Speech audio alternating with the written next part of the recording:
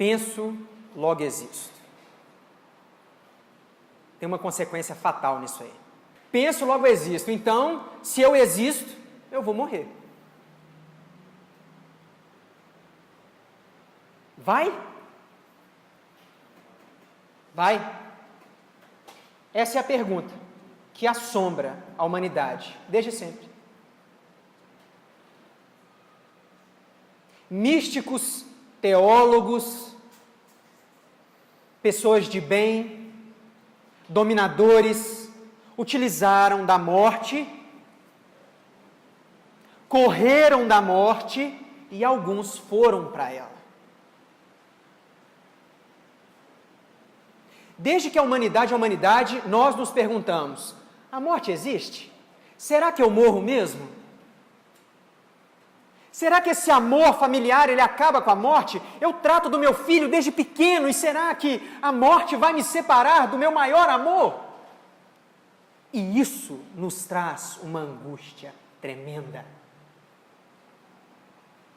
A filosofia trata muito bem disso, que nós estamos vivos e fazemos o que nós estamos fazendo porque nós vamos morrer. Se não tivesse essa ideia na nossa consciência, a gente estaria bem diferente. A gente junta dinheiro porque vai morrer, a gente deixa as nossas heranças porque nós vamos morrer. Eu tenho que fazer tudo rápido porque um dia eu vou morrer. Será que nós vamos morrer? Bom, aí vem um cara, 2000 anos atrás. Esse cara é danado, gente, o nome dele é Jesus.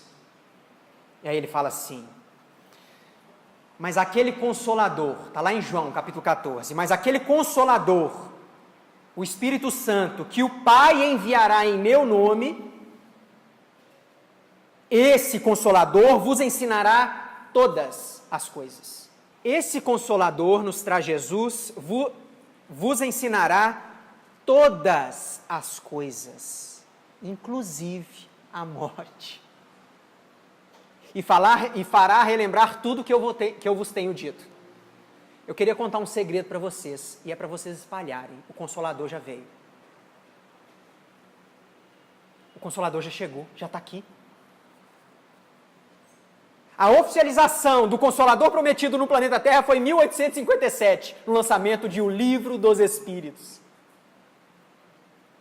O Espiritismo vem no momento em que a humanidade já se encontra maduro o suficiente para compreender a morte e os desdobramentos da mesma.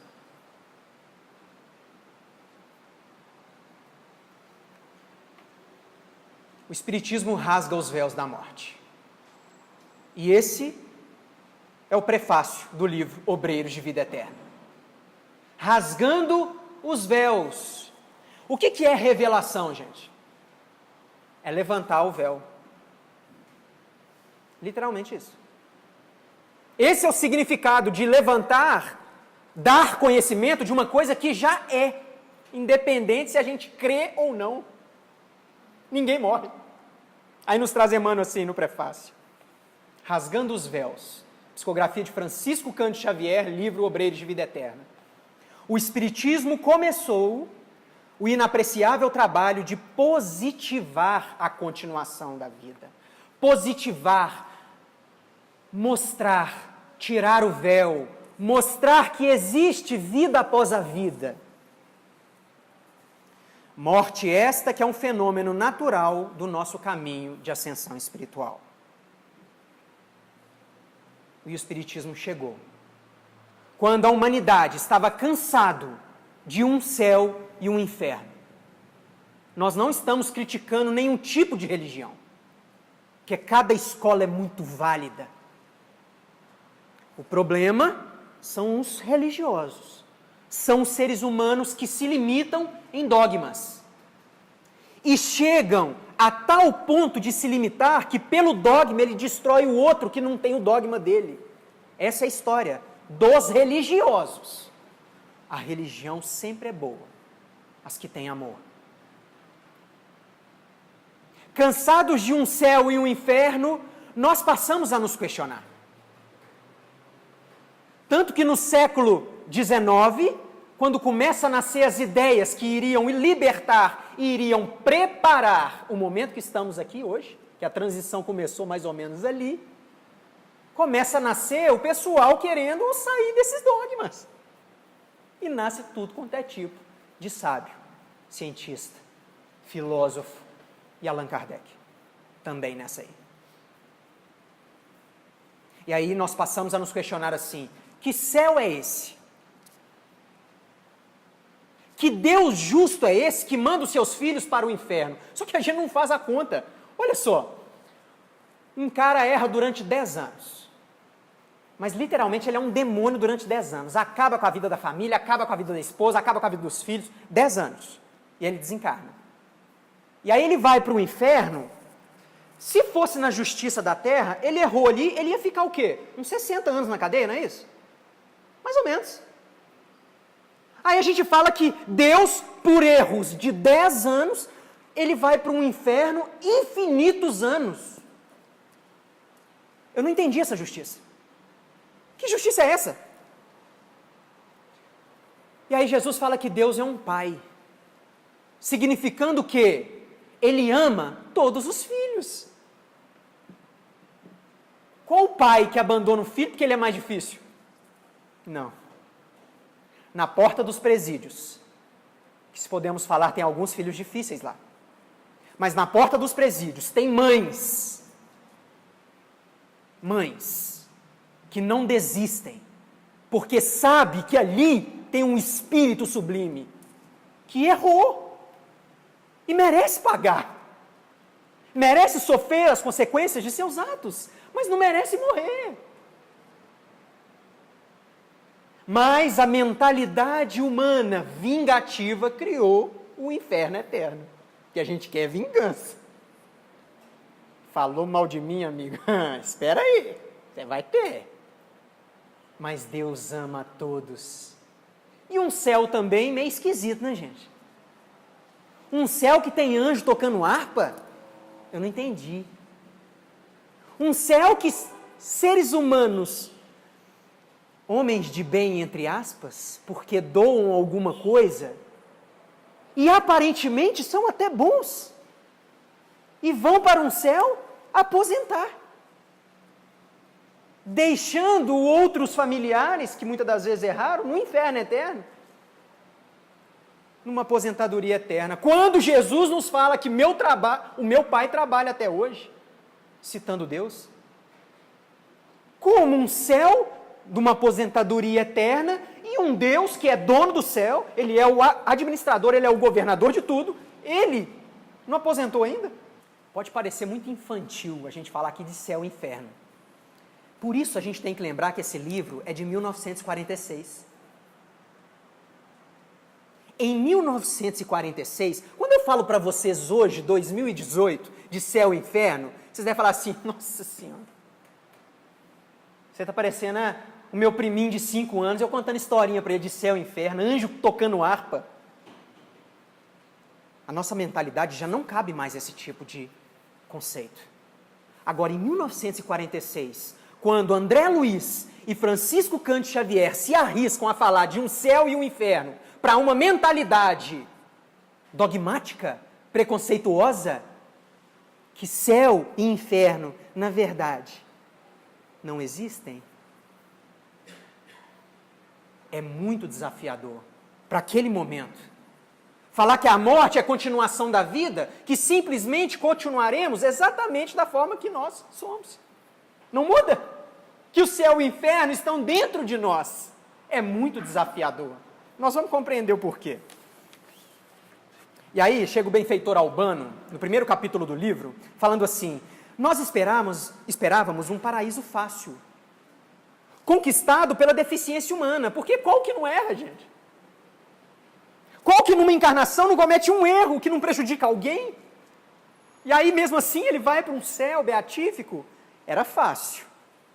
E temíamos, tínhamos muito medo de um inferno difícil de regenerarmos. Nossas ideias alusivas à morte confinavam a essas limitações. Hoje, porém, sabemos que depois do túmulo há simplesmente a mesma coisa da vida. A continuação do seu projeto que você largou no corpo. A virtude e o defeito perseveram aqui. Ele falando que ele estava no plano espiritual. Se você é viciado em álcool aqui, desencarnou, vai direto para o bar. Não muda. Se você é um viciado em leituras edificantes, lá, a primeira coisa que você vai fazer é procurar uma biblioteca, uma livraria. Se aqui a gente apraz, nós temos alguns vícios, né? Seja da alimentação, chegando lá vai dar uma fome danada. Mas e que fome? Não vai adiantar trazer a sopinha de frango igual o nosso lar, não. Sopinha de frango, que sopinha de frango? Eu quero um bolo de chocolate.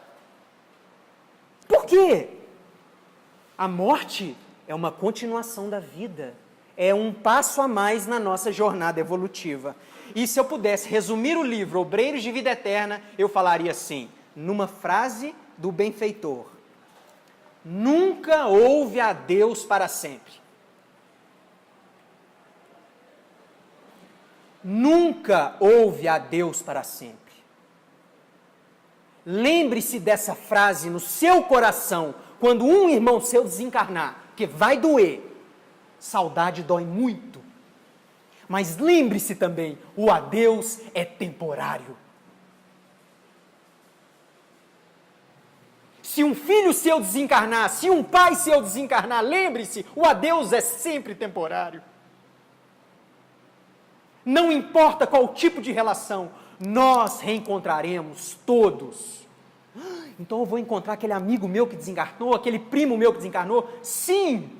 Inclusive, talvez ele está aqui com você. Agora lembre-se também que o seu inimigo, aquele que você quer ver morto, ele também não morre, não. Nós reencontraremos, frente a frente, quem a gente ama e quem nós odiamos.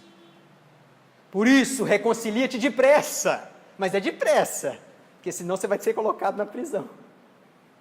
Aí nasce irmão, vem aquele priminho, gente boa, que você nunca viu, ele chega do nada e você sente aquela coisa esquisita. É porque vocês dois não morreram na reencarnação passada, vocês deixaram o corpo, mas vocês continuam com as mesmas rixas. Prefácio do livro, qual que é o propósito? Por que a gente começou com o tema morte? Emmanuel no prefácio, rasgando os véus. Ninguém morre. O aperfeiçoamento prossegue em toda parte. Palavras de Emmanuel. Como acontece aos que chegam, aos que nascem no útero, na terra, os que saem dela pela porta da morte, igualmente encontram do lado de lá sociedades, comunidades, igrejas, templos, instituições, escolas, exatamente conforme nós deixamos esse planeta.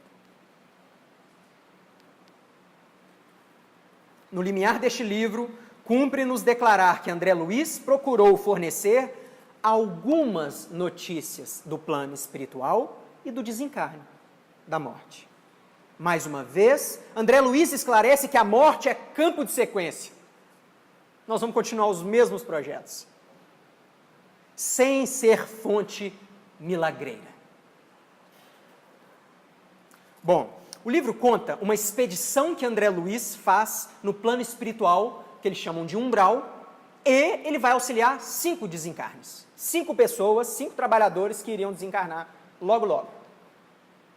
30 dias de expedição. Eles saem do nosso lar e a primeira casa, antes deles descerem no umbral, eles vão em 2 casas receber orientações. Ele chega na primeira casa, que chama Templo de Paz, e, aliás, ele desce com, a equipe dele tem 4 pessoas. O chefe Jerônimo, um médico, André Luiz, uma enfermeira, Luciana, e um ex-padre católico que iria proferir palavras, ia fazer conferências, ia dar palavras de amor para aqueles que iriam auxiliar, era o padre Hipólito.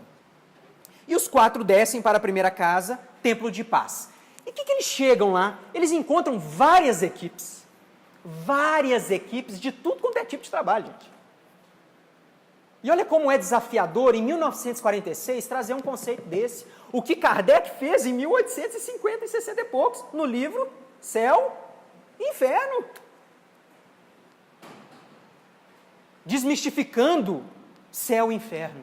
Olha as equipes espirituais que auxiliavam lá. A primeira, que ele fala, amparo a criminosos desencarnados. Hã? Amparo a criminosos desencarnados? Mas espera aí, eu pensei que criminoso ia para o inferno. Essa era a mentalidade. Eu pensei que quem errasse tinha que ser punido eternamente, queimando naquele mármore. E aí eu leio no livro assim, amparo de criminosos desencarnados. Mas Deus ama criminoso? Sim. Deus ama gente difícil? Ama. Pergunta para os pais para você ver. Algum de vocês tem um irmão que é mais difícil? Tem, não tem? E o pai fica assim, ó, porque tem que dar mais atenção. Ele ama mais o difícil? Não, mas ele tem que dar mais atenção ainda. A carga de energia amorosa tem que ser maior. Ele não ama o outro? Ama, só que o outro caminha com as próprias pernas. Então os filhos mais difíceis requerem de Deus ainda mais energia amorosa. Então quem é criminoso e desencarna, ele é amparado também. Todos nós erramos e somos filhos de Deus. E aí a pessoa fica abismada, mas eu pensei que ele ia para o inferno. Não, ele está sendo amparado. Mas ele vai sofrer as consequências do seu ato. Simples assim. Mas não é vingança. A lei é de justiça, amor e misericórdia. Porque a justiça, ela faz pagar. O amor ensina e educa. Se fosse só pagar, eu não teria voz para falar para vocês. Hoje. É muita misericórdia. Bom, a outra equipe é socorro a mães aflitas, que tinham acabado de desencarnar num acidente ou repentinamente. Socorro aos ateus. Nossa, agora confundiu minha cabeça. Pedro, socorro aos ateus? Mas é só quem crê em Deus que vai para o céu. Compreenderam a mentalidade? Socorro aos ateus? Mas é quem crê em Deus, é que Deus ama. Será? Não. Deus pouco importa se a gente acredita nele ou não. Ele vai nos amar e está nos amando. Ele não está olhando para os nossos erros agora, ele está olhando para onde a gente quer ir. Porque os erros são naturais de alunos, e somos alunos. Amparo a ateus e todo tipo de equipe espiritual que você pensar. Chegando no segundo local, que chama Santuário da Bênção, esse Santuário da Bênção, que era uma segunda orientação que eles teriam, ela é um pouco diferente. Já não são várias equipes, é uma casa mais restrita, e o ambiente mental, psíquico e vibratório tem que ser diferente. Por quê? Eles teriam que ter um preparo ali, no tipo de fala, na prece, no controle mental, na concentração, no foco no propósito. Por quê? Espíritos da mais alta esfera espiritual iriam ter com eles ali. Espíritos que já não tinham corpo físico, só que eram da Terra ainda. E o interessante é que ele fala sobre a palavra. Ele chega assim, temos aqui, André, que ordenar e selecionar as nossas palavras. Hã? Selecionar a palavra? Por quê? Porque a palavra cria um campo favorável aos propósitos do serviço que aqui será feito. Palavra cria campo, gente, o que é isso? Dentro das leis vibratórias que nos circundam por todos os lados, a palavra é uma força indireta de estranho e vigoroso poder. Gente, espírito não desperdiça a palavra, não. A palavra é um poder de estranho e vigoroso poder. Já ouviram falar que, assim, a palavra tem poder? Tem, tem mesmo. E que vibração é essa, gente? Será que é o som que sai das minhas cordas vocais? Essa é a vibração? Não. É o que nós projetamos junto com a palavra. Você pode sorrir para uma pessoa e falar bom dia, e por dentro eu te odeio. Você acha que ele vai receber o que? O bom dia? Não, ele vai receber o te odeio. Por quê? Ele fala assim, nós seres humanos não nos precavemos de que o verbo, a palavra, cria imagens vivas. Se elas estão vivas, elas atuam, essas imagens, que se desenvolvem no ambiente onde nós estamos e são projetadas nas pessoas, no ambiente, nas vibrações, gerando pela nossa palavra consequências boas ou más. Mecanismos da mediunidade, capítulo 4, vai explicar para nós por que pensamento emite vibração, por que palavra emite vibração. Não vai dar tempo de citar aqui. Mas, olhem lá, matéria mental. Todo pensamento nosso é matéria. E átomo é energia. Física quântica já nos explicou. E toda energia, todo átomo irradia energias, vibrações. Então a nossa mente, a nossa fala é um imã que pode atrair para nós alguma coisa e repele coisas de nós. A gente não precisa falar mais sobre a palavra porque o nosso irmão já citou aqui no começo. Eu vou seguir.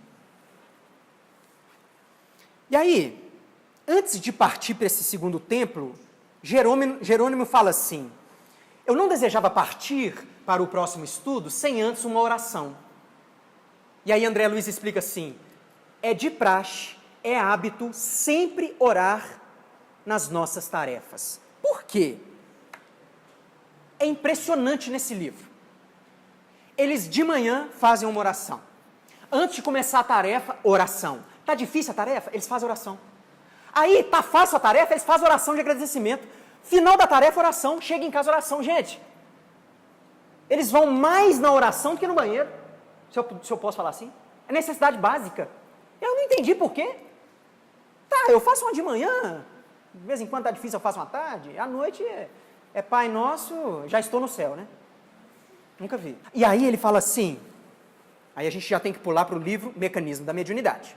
André fala assim, a oração é o mais elevado indutor para que nós nos coloquemos em regime de comunhão, unidos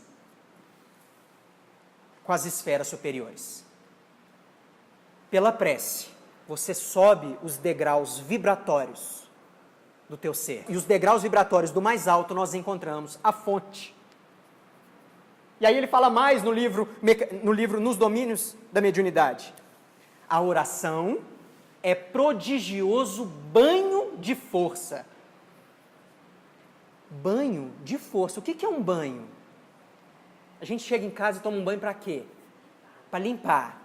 Então a prece retira toda a nossa vibração mais baixa.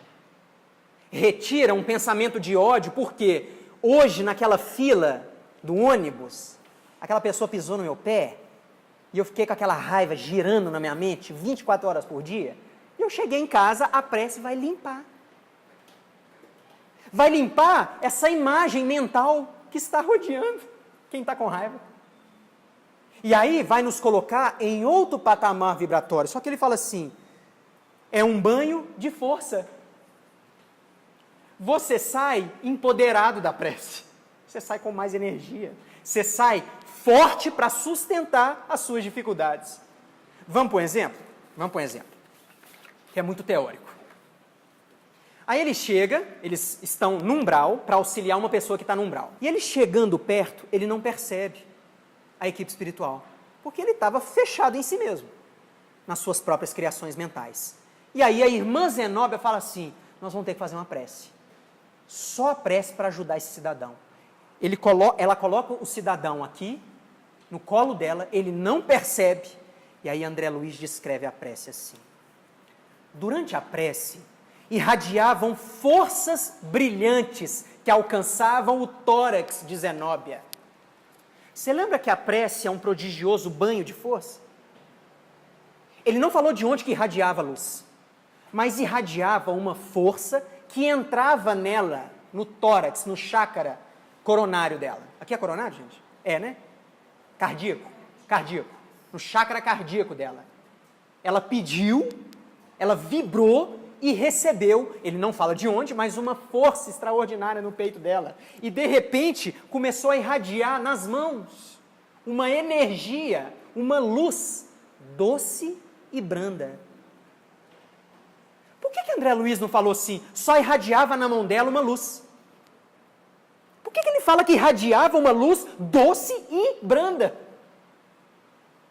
Porque ela fez uma prece em benefício do moribundo. E para quem está encrunhado, entravado no ódio, precisa de brandura. Precisa de doçura. Então a energia veio na medida certa. E aí André Luiz fica espantado, porque ela fica energizada pela prece. Uma simples prece.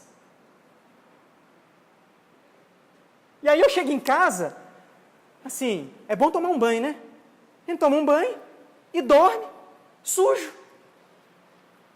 Você até limpa o seu corpo, mas você dorme sujo. Aí acorda 3 horas da manhã, tonto, não sabe por quê. Porque a mente está abarrotada de pesos emocionais, de criações mentais destrutivas, que por uma simples conexão, pai, me ajuda aí, pode ser. Pai, está difícil hoje, eu estou com sono, eu vou dormir, mas me ajuda. Pode ser. Mas a prece é um prodigioso banho de força. Nesse momento o moribundo acordou e falou assim, quem está aqui? E a irmã Zenóbia respondeu, somos nós, em teu favor, a fim de que obtenhas luz. André Luiz, ele fala assim, depois dessa cena, mais uma vez, que ele já tinha visto diversas preces, mais uma vez reconheci que a prece é talvez o poder máximo que Deus concede às criaturas. Eu vou ter que repetir. Mais uma vez reconheci que a prece é talvez o poder máximo que o ser humano pode ter.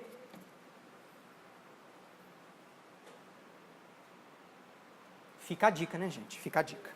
Bom, nessa casa, eles vão ter uma reunião, uma orientação com um ser do mais alto padrão espiritual do planeta Terra. Ele era do planeta. São um dos coordenadores e prepostos do Cristo na Terra. E se materializa na frente dele Asclépios. Desce Asclépios, naquela coisa belíssima, eles começam a materializar, porque tiveram que materializar ele não tinha corpo.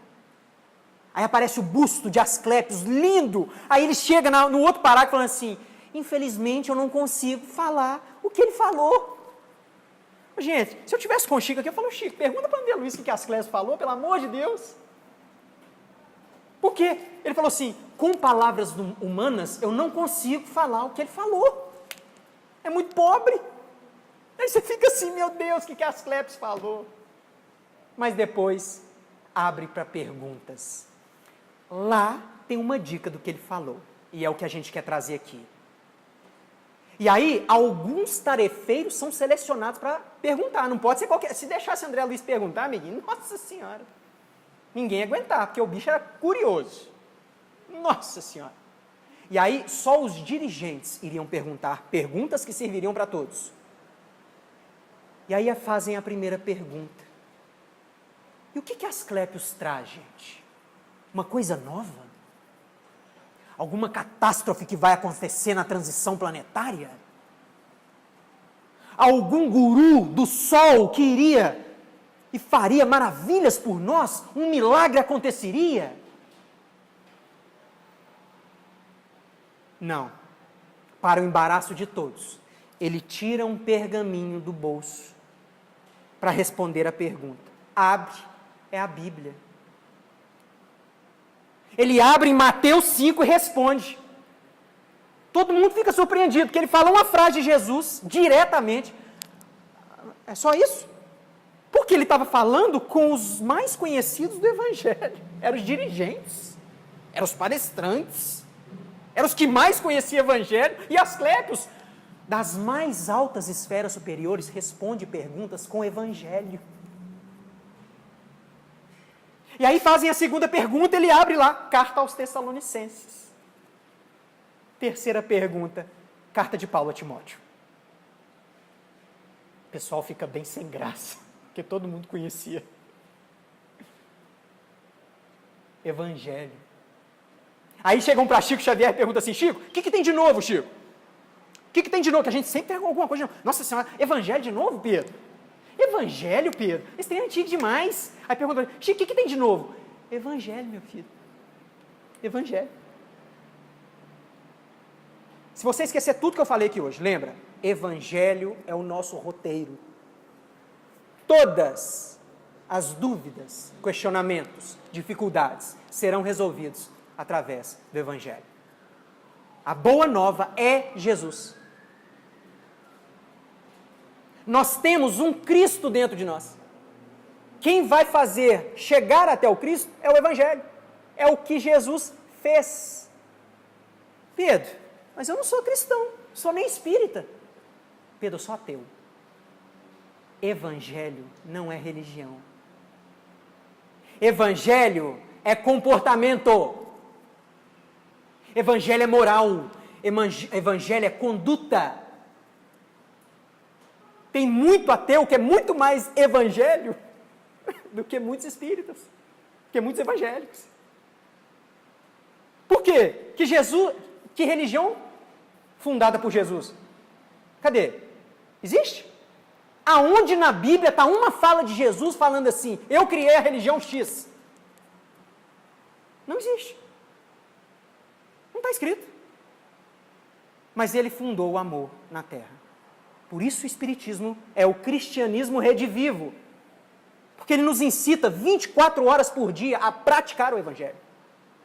Vivenciar o Evangelho é chegar até Deus dentro de nós.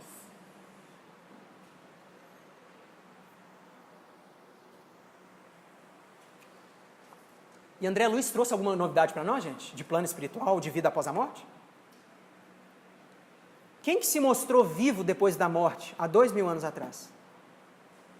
Não foi Jesus? Aí chega um padre católico para mim e fala assim, Pedro, eu gosto de uns livros de Chico, sabe? Porque eu penso assim, se Jesus chegou para Madalena 3 dias depois que ele morreu, ele estava em algum lugar. Ele não apareceu do nada. Ele estava em algum lugar. Olha o raciocínio. Está vinculado, né? Durante esses 3 dias, onde que Jesus estava? Em algum lugar. Será que ele estava pairando uma nuvem no céu? Com seus cavalos? Não. Ele estava no plano espiritual. Jesus mostra para Madalena a imortalidade da alma. Madalena, ninguém morre. Só que a gente duvida. Nossa Senhora. Duvida mesmo. E aí Tomé duvidava, né? O que Jesus fala? Toca aqui, Tomé. Toca. Não está acreditando, não? Eu estou vivo. Estou vivo. Aquele que você viu na cruz é meu corpo. Toca. Evangelho, gente. Evangelho.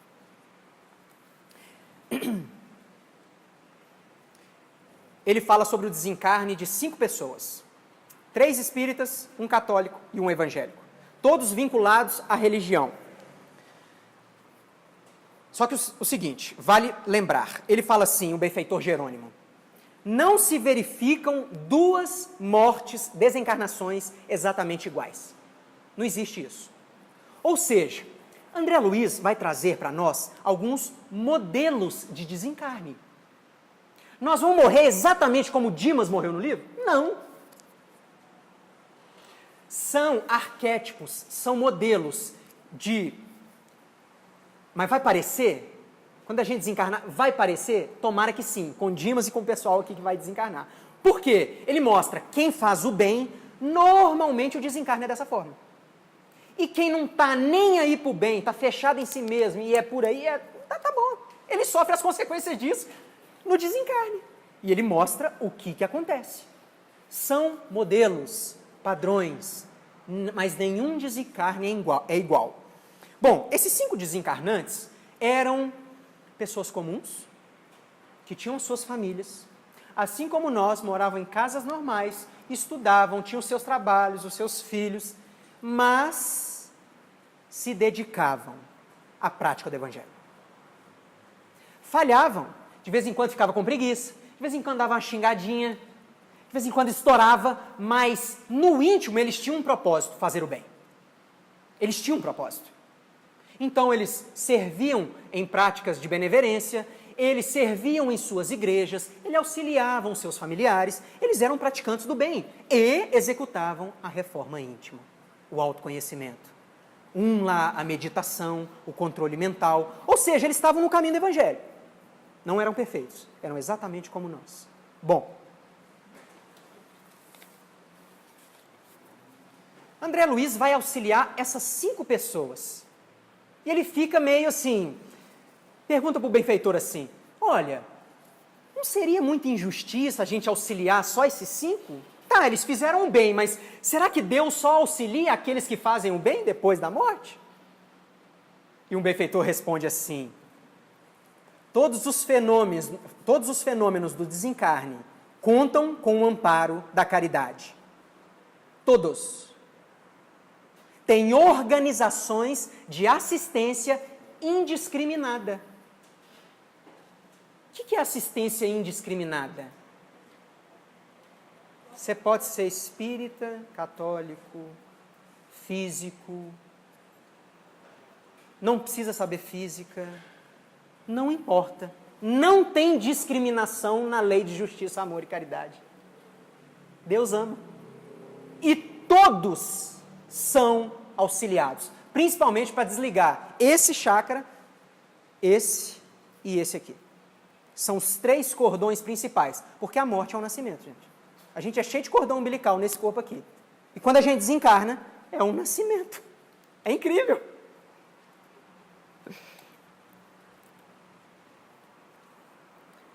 Eles vão até o enterro de Dimas. E como que é um nascimento de Dimas? Na hora que ele está para desencarnar, eles desconectam primeiro esse chakra aqui, o cordão, depois o cordão do peito já começa a sair uma gosma, um fluido dourado. E o último é esse aqui. E eles cortam. Na hora que corta, começa a sair um fluido dourado e começa a formar uma cabeça perispiritual. É o nascimento, gente. Essas equipes que auxiliam depois da morte são parteiros que vão tirar o espírito ali do corpo. Antes a gente é tirado da barriga da mãe, de outro corpo. Agora você vai ser retirado do seu. E aí começa a formar um corpo exatamente igual ao de Dimas, que estava estendido. Um corpo perispiritual. E aí o espírito entra no perispírito e recomeça, nasce. E tem bem uma confusão mental, é igual o bebê, chora, desespera, onde que eu estou? Aí olha assim, né? A matéria é diferente de onde que ele estava, porque quando a gente encarna é a mesma coisa, né? O bebê olha assim, nossa senhora, eu estava lá no nosso lar, gente. Aí passa o ônibus, o bebê assusta, porque, nossa, que barulheira é essa aqui? Onde que eu estou? E lá é a mesma coisa. E aí, eles vão para o enterro. E André Luiz fica abismado que ele encontra uma senhora lá, que estava vinculada ao próprio corpo e sofrendo muito. Diz André Luiz que ele percebeu que o seu fio de prata estava conectado ao corpo, em decomposição. Portanto, ela sofria. Quando os bichinhos comiam, ela sofria essas dores. E aí ele foi auxiliar, porque ele foi tomado de uma compaixão tremenda. Dimas sendo auxiliado, acompanhando o seu enterro, e a irmã ali, jungida, ela está sentada literalmente no caixão dela. E aí pergunta, que sente minha irmã? E ela completamente desesperada, o que sinto? Gritou ela, falando mais alto que eu estou falando aqui. Que sinto? Eu cheguei no hospital, dei à luz a minha filhinha, e agora eu estou aqui. Me tiraram do meu marido, me tiraram da minha filha, olha, me acordem logo, porque senão eu vou morrer. Ela já estava morta, né? Me tirem daqui, porque senão eu vou morrer.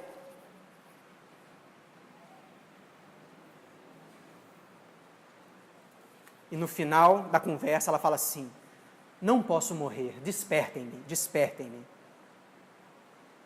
E aí André Luiz pensa assim, pobre criatura, ignora que seu corpo voltou ao leito de cinzas. E ele tenta auxiliar e não consegue. Ela está presa. E aí de repente cutuca atrás de André Luiz assim, um benfeitor, que era mentor do cemitério. Tem mentor em cemitério? Tem. Onde tem gente, tem espírito ajudando. Tinham 4 mentores naquele cemitério onde André Luiz estava. E aí ele fala assim, André, apesar de nosso cuidado, Apesar de, eles já estavam cuidando. O auxílio já estava sendo feito. Apesar de nosso cuidado, não podemos, todavia, esquecer o imperativo do sofrimento benéfico. Existe isso na lei de Deus? Sofrimento benéfico? Gente, isso é castigo, não é não? Sofrimento benéfico? Mas peraí, ué. Sofrer é bom? Não, dói. A dor faz parte da aventura humana, da aventura de estar vivo num planeta como esse. Na dor, eu penso diferente. Porque o leão, na hora que ele está doendo lá, que ele recebe uma mordida do adversário, o que ele tem que fazer? Correr, pensar diferente. Eu não posso ficar aqui da mesma forma. E a dor chega na nossa vida exatamente para isso. E aí eu estou nos meus hábitos, alguns ruins, de repente me dá uma dor de estômago. O que é isso? É o alerta. É a sirene. Pé. Está na hora de mudar os hábitos, porque senão papai vai colocar de castigo mesmo. Até você repensar nos hábitos. E aí a dor sai. Sai, é impressionante. Eu paro de comer doce demais, a dor sai, gente. Eu paro de ir no banheiro constantemente. É lindo. A dor é um sofrimento benéfico. Entenderam? Então ela estava ali agarrada, sofrendo, por quê? Ela estava extremamente vinculada à materialização. E aí ele fala assim: após deliberado desprezo aos sublimes patrimônios da vida, ela não consegue sair do corpo. Eles já tentaram desligá-la, ela não consegue, porque desprezou o patrimônio mais importante que cada um de nós aqui recebeu agora, a nossa encarnação. Esse é o recado. Não desprezem esse talento, André Luiz, para nós. É um patrimônio. Quantas virtudes você pode desenvolver, quanta gente você pode ajudar, quantas pessoas você pode reaver, quantos amores que você esqueceu e agora você reencontra, quantos amigos. Não desprezem a reencarnação com coisas que não vão fazer você ascender. E aqui na Casa de Glaxo é uma escola para nos despertar para esse patrimônio divino, mas ela tinha desperdiçado. Bom, se eu não me engano, no caso dessa mulher, esse benfeitor ali, ele fala que seria pior desligar ela do corpo, perfeito. porque senão ela poderia correr atrás do marido. Exatamente. Já que você citou, eu vou falar. Ele falou que se desligasse, ela correria para o filhinho que tinha acabado de nascer e para o marido e atrapalharia toda a família. E ela não podia fazer isso, porque o marido e o filho eram pessoas de bem. E ela desprezou. Eu não sei o que ela fez, mas ela desprezou. E, se desligassem, aqueles espíritos jungidos a corpo, porque tem vampiro de tudo quanto é tipo. Tem gente que adora ficar no corpo. Esses espíritos iam pegar ela e, que a vibração dela era a mesma. Então, eles não desligaram. No final, a gente traz a palavra do benfeitor. É da lei natural que o lavrador colha conforme a sua semeadura. Já com Dimas é bem diferente. Ele é auxiliado, ele pega do amparo de toda a espiritualidade, da equipe espiritual, porque ele tinha plantado o bem. Ele só estava colhendo. Não era porque ele era espírita, é porque ele estava colhendo. Porque é da lei natural que o lavrador colha conforme o seu plantio. A vida é feita de decisões. E tenha certeza, você pode mudar totalmente a sua vida, pelo tipo de decisão que você toma. Muitos reclamam da vida. Eu reclamo da vida. Quem planta, colhe. E aí, eu paro de reclamar e falo assim, o que eu tenho que fazer então para mudar? Porque eu vou te falar, eu estou culpando a minha esposa que não deixa eu progredir, é meu professor que não deixa eu andar, é meu colega que, nossa, você já viu o que ele fez comigo? Mas e você? O que você está decidindo? Porque você só vai colher o que você decidir. O resto são expiações e provas que nós passaremos. Mas você quer mudar o seu futuro? Agora. Evangelho. Evangelho. Boas decisões são feitas conscientemente, com amor, sabedoria, prudência. Evangelho. Tudo está lá no Evangelho. Ele chega no velório. Primeiro, acho que nem tem velório hoje, né? Tem velório, só que é no mesmo lugar. Antes era nas casas, né? E aí ele passa todo aquele desligamento e tal. E ele está perto do corpo, perto do velório, tendo a chance de acompanhar os familiares ali. E ele percebe algumas conversações, que a palavra tem poder. E alguns começaram a citar erros dele, criticando-o. E falando de coisas que ele tinha feito. E pela palavra, essa energia mental e vibratória ia diretamente no Dimas e perturbava aquele espírito que estava renascendo. Ele estava em recuperação ali e perturbava diretamente ele. A ponto de, pela palavra, eles chamaram os malfeitores que estavam fora. E entrou mais um tanto de espírito perturbado para atrapalhar ainda mais. Só que pelo que Dimas tinha plantado na vida, o pós-vida dele, ele recebeu todo auxílio. Já tiraram toda essa ordem de malfeitores e ele continuou sendo auxiliado, mas perturbado pelas vibrações. E a que mais estava atrapalhando o desencarne de Dimas era a própria esposa. Porque Dimas não orientou-a adequadamente com o ensinamento que ele tinha. Ele não passou a sabedoria da imortalidade da alma que ele tinha. Então ela estava com um pesar tremendo da morte dele. Ela estava num choro profundo, num desespero. Tipo assim, volta, Dimas. E todas as vezes que ela pensava volta, que ela falava, pelo amor de Deus, ele tremia e se perturbava por completo. Eles tiveram que isolar a vibração onde ele estava, para fazer os últimos desligamentos, e isolar a esposa de lá. O que eles fizeram para fazer isso? Enxertaram uma energiazinha nele, antes dele desencarnar. E aí ele acordou, não sei se ele estava em casa ou no hospital, ele acordou, nossa, estou bem agora, estou super bem. Nesse momento a esposa, ai, nossa, meu marido não vai morrer. E aí ela deu um descanso, ela dormiu. Quando ela dormiu e parou de vibrar, atraindo o espírito de Dimas para o corpo dele, eles começaram a cercar, fizeram o desligamento, depois ela acordou e ele tinha desencarnado. Porque as nossas energias, quando estamos num velório, quando estamos num momento onde alguém desencarnou, atraem coisas boas para o desencarnante, ou não, depende do que a gente está pensando e falando. Por isso mesmo, André Luiz deixa um recado para nós, assim: as imagens contidas nas evocações, nas conversas, as imagens incidem diretamente na mente do desencarnado. Não somente imagens, mas através da fala inoportuna, trazem aqui espíritos também que poderiam perturbá-lo. E aí ele dá uma dica para nós. Se fosse possível receber uma maior cooperação dos irmãos que estão no velório com aquele que desencarnou, o desencarnante iria ficar mais numa boa. Iria recuperar mais a sua energia, auxiliando em seu desencarne. E aí André Luiz nos deixa a dica, falando assim: eu aprendera muito naquela noite. Aprendera que as câmaras mortuárias não devem ser pontos de referência à vida social. Que a gente observa, e até mesmo nós mesmos nos portamos diante dos velórios, diante de quem está desencarnando, contando piadas. Abrindo um jornal e lendo super. Você viu o que aconteceu com fulano de tal? Nossa, mas esse morto, hein? Ele morreu me devendo 50 contos, você viu? Cuidado.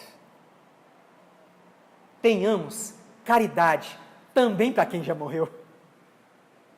Eles também precisam da nossa prece e do nosso auxílio, porque André Luiz fala assim: eu aprendera nas câmaras mortuárias, nos velórios, que não devem ser pontos de referência à vida social, mas recintos consagrados a oração e silêncio. Nunca nos esqueçamos disso. Se vai para conversar, não vá. Mas se está lá, ore e silêncio. E aí chega para a gente finalizar o estudo, Bezerra de Menezes. Capítulo 19, Bezerra nos orienta assim: nós seremos compelidos sempre ao trabalho regenerador, tanto como vivos na carne, tanto como vivos no plano espiritual, depois da carne. Ninguém se colocará vitorioso no cume da vida eterna, sem aprender antes equilíbrio, elevação espiritual. Ajude a você mesmo, se libertando a sua mente dos elos que te prendem. dos apegos, dos ódios, das questões emocionais que nos desgastam, de memórias. Imagens mentais que todas as vezes que eu lembro, eu lembro daquela pessoa, nossa senhora, perdoa. Se liberte dessas imagens. O perdão cura. E ele fala mais: os que se consagram à preparação do futuro com a vida eterna, através que eu quero me preparar,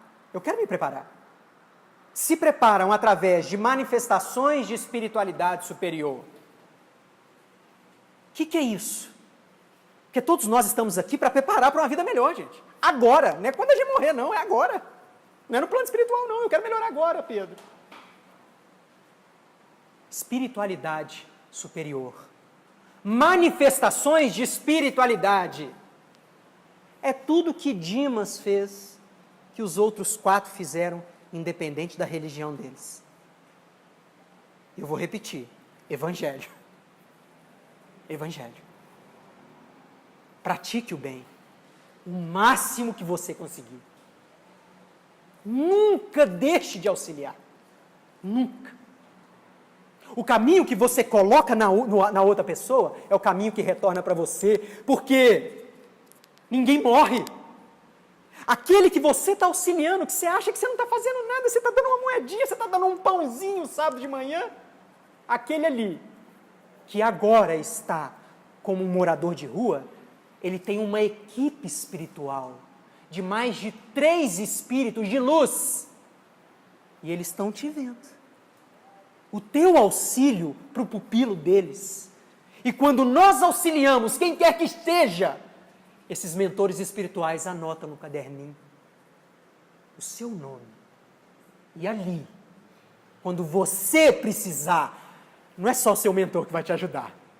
Uma pleiade de espíritos de caridade. Porque caridade traz caridade. Chegam até a tua vida. Não para carregar a tua cruz, mas para falar no teu ouvido: meu irmão, eu estou com você. Força. Jesus está conosco. Caridade. Fora da caridade não há salvação. E não há mesmo, não. Nós estamos aqui porque muitas pessoas fizeram muita caridade com a gente. Evangelho. Pergunta para papai e para mamãe. Eu não tenho a noção do quanto eles fizeram para mim. É impagável. Porque quem ama não cobra. Essa é a caridade legítima. Normalmente, eu faço uma palestra e falo assim: gente, agora protege lá em casa. Mas Pedro, você está fazendo a palestra para eles ou para você? Amor legítimo. Imagina Jesus chegando aqui. Aqui, eu vou até servir vocês, mas o que vocês vão me ajudar lá em casa? O que a humanidade retribuiu para Jesus, o amor dele? Nada. Nada. Deu ao contrário. E o que ele fez? Continuou servindo. Então, aquele coleguinha difícil, sabe? Você fala assim: fazer mais nada não. O que tiver na sua mão, faz. Porque isso é o seu plantio. O que ele vai colher, pouco importa. Quem recebe, desperdiça. Quem dá, o amor que sai dele já está dentro, não está fora. Já recebeu. Evangelho. Preparação para a elevação espiritual. Agora e depois da morte. Então, serve. Autoconhecimento. Meditação. Desenvolva o intelecto. Nunca fale: eu sei tudo. Você pode ter 40 anos de espiritismo e fala assim: eu sei tudo. Não sabe. Não feche o copo. Deixa a água entrar. Mesmo que não seja uma matéria que você não goste, escute. Mesmo que seja um irmão que não goste, escute. Pode ter uma sabedoria divina. Deus pode estar utilizando aquela pessoa naquele momento. Porque eu fui o único que teve a coragem de falar no teu rosto. Serve. Aqui e além. Muito obrigado, irmãos.